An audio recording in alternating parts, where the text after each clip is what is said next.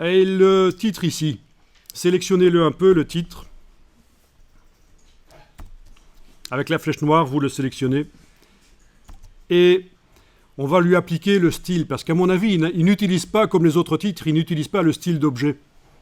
On va aller voir dans la palette des styles d'objet. Menu fenêtre, style, style d'objet. Fenêtre, style, style d'objet. Ben oui, quand je sélectionne avec la flèche noire le bloc de titre ici, il n'y a pas titre en début de page qui se met en surbrillance, il n'est pas sélectionné. Cliquez maintenant sur titre en début de page. Vous voyez ce qui se passe? Les paramètres du bloc arrivent. Pas de couleur de fond, pas de marge à gauche, et ça utilise le bon style de paragraphe.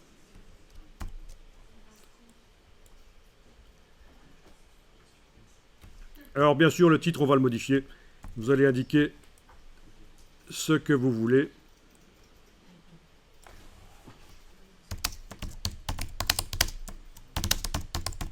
Ce que vous voulez, n'importe quoi.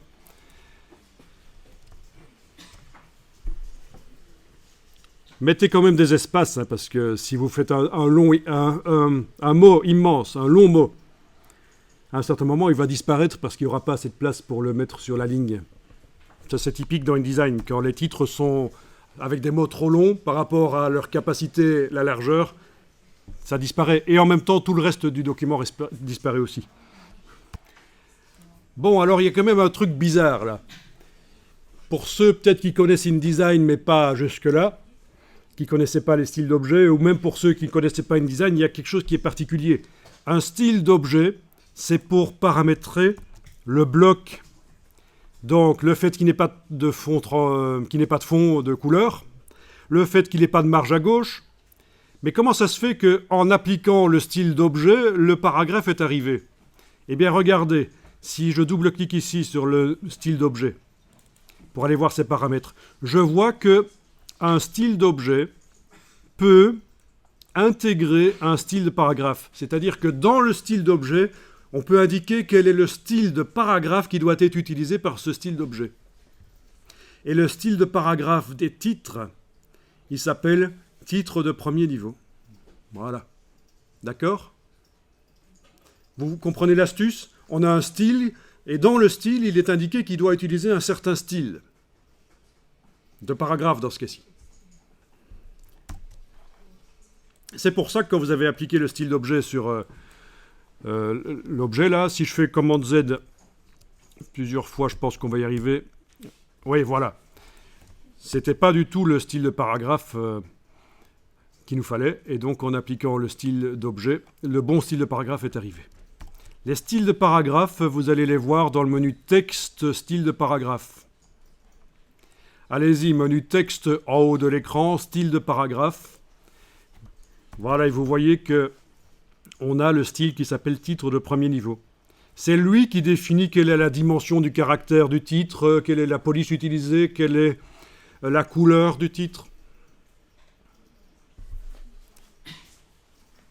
Si vous voulez modifier la couleur, notamment, mais c'est par là qu'il va falloir le faire. Pour tous les titres du document, eh bien on va le faire. Ok, cliquez à côté d'une page, rien n'est sélectionné. Vous allez double-cliquer sur le style de paragraphe, titre de second niveau.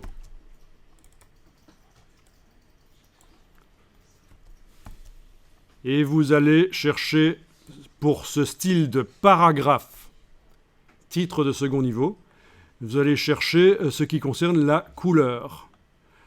Bon, alors moi j'ai plein d'options que vous n'avez pas parce que j'ai les fonctionnalités japonaises qui sont intégrées à InDesign. Mais sinon, chez vous, ça s'appelle comme ça aussi, la couleur des caractères. Bon, alors. Non, écoutez, je me suis gouré, c'est titre de premier niveau qu'il fallait que je fasse. Ben, il faut me le dire, hein. Il faut me le dire. Ah. Ben oui, hein. Donc, cliquez à côté de la page, allez dans titre de premier niveau. Voilà. Et vous descendez jusque couleur des caractères. Voilà. Oh là, c'est du noir avec une teinte à 70%. Ok. Donc, vous allez pouvoir mettre autre chose si vous voulez. Choisissez ce que vous voulez comme couleur là-dedans. pour bien voir la différence, moi je vais aller mettre... ouais, on va quand même pas faire un truc trop moche. Allez, je vais prendre le bleu qui est proposé dans le nuancier là. Sinon, on pourrait créer sa propre couleur aussi. Ah oui, et puis je vais peut-être augmenter la teinte à 100% pour que ce soit du bleu bien foncé tel qu'il apparaît là dans le nuancier.